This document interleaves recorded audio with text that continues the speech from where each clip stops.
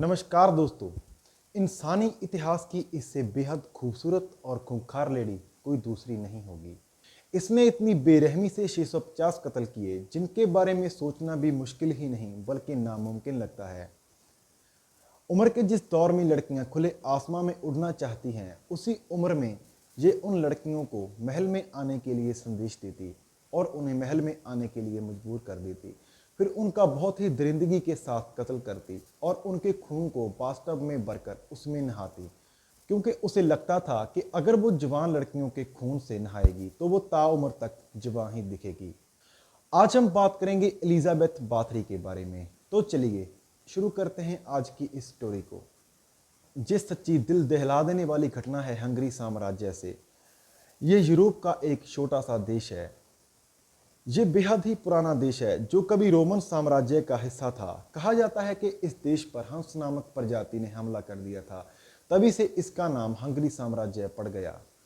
ये ऐसा देश है जहां पर किसी बच्चे का नाम उसके माता पिता नहीं रख पाते, बल्कि सरकार की तरफ से उन्हें एक लिस्ट भेजी जाती है जिसमें से उन्हें एक नाम सिलेक्ट करना पड़ता है। ये कहानी है 1558 से 1610 के बीच की। उस समय हंगरी साम्राज्य था। इसी साम्राज्य से जुड़ा हुआ था बाथरी परिवार। बाथरी परिवार भी शाही परिवार का ही हिस्सा था, क्योंकि इस परिवार से बहुत ही बड़े योद्धा हुआ करते थे। इसी परिवार का योद्धा था फेरेंक, जो तुर्कों के साथ हुए युद्ध में हंगरी का हीरो साबित हुआ। इस वजह से जे परिवार भी उसी महल में रहता था और इस महल से आए संदेश को हंगरी का कोई भी नागरिक नकार नहीं सकता था।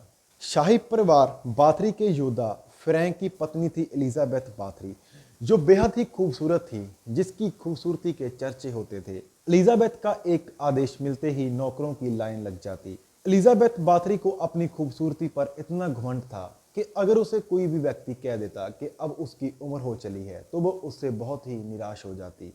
वो पिशाच और ना जाने कितनी किताबों पर भरोसा करती थी जिसमें इंसानों को मारकर अपनी इच्छा पूरी करने की बातें लिखी जाती हैं। उसने किसी के मुंह से ये कहते हुए सुन लिया था कि एक राजकुमारी थी जो इंसानों को मारकर उनके खून से नहाती थी। माफ कीजिए, लड़कियों को मारकर उनके खून से नहाती थी। बस इसी बात को लेकर उसके दिमाग पर सनक सवार हो गया।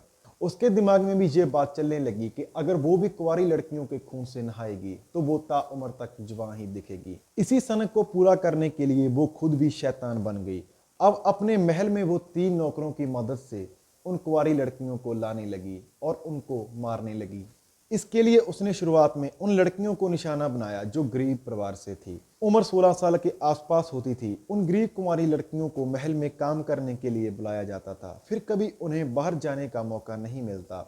अब इस बाथरी परिवार का हंगरी साम्राज्य से सीधा रिश्ता था, इसलिए कोई भी इंसान इसकी तरफ उंगली नहीं कर सकता था। दूसरी बात ये भी थी कि गरीब लड़कियों को काम मिल जाता, लेकिन ये कोई नहीं जानता कि उन लड़कियों पर उस महल में कितने अत्याचार होते हैं। कहा जाता है कि एलिजाबेथ बाथरी उस समय भी कुंवारी लड़कियों को अपना शिकार बनाती थी जब पति जिंदा था, लेकिन साल 1604 में पति फ्रैंक की मौत हो गई। उसके बाद एलिजाबेथ बाथरी पूरी तरह से शैतान बन गई। अब वो ऐसी यातनाएं देने लगी उन लड़कियों को। एलिजाबेथ बाथरी ने उस महल को मौत का महल बना दिया।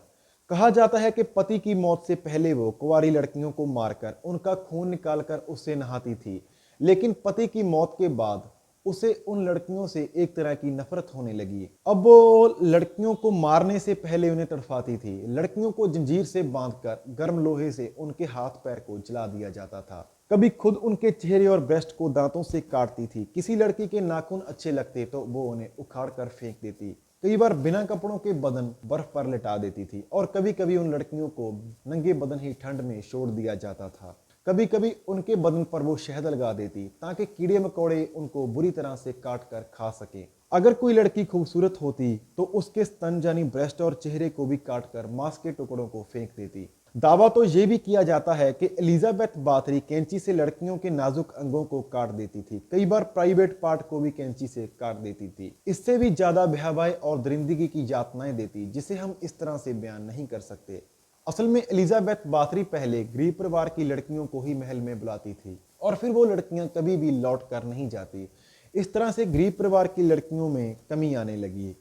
इसे देखकर एलिजाबेथ ने धनी परिवार की लड़कियों को भी महल में आने के लिए हुक्म दे दिया। अब जब धनी परिवार की लड़कियां गायब होने लगी तो धनी परिवार के लोगों ने हंगरी के राजा से इसकी शिकायत की और कुछ ऐसी भी लड़कियां थी जो इसकी यातनाओं से बचकर महल से भाग आई थी।